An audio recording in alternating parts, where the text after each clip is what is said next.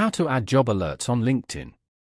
To get started, go ahead and open up the LinkedIn application on your phone. As you can see, you are now in the LinkedIn homepage. Here, you can view posts from all your connections and pages that you follow on LinkedIn.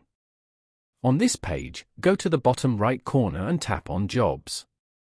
Over here, you can view and explore all the available jobs. You can also post jobs if you're hiring. Now, tap on the Preferences section at the top. Here, go to Job Alerts.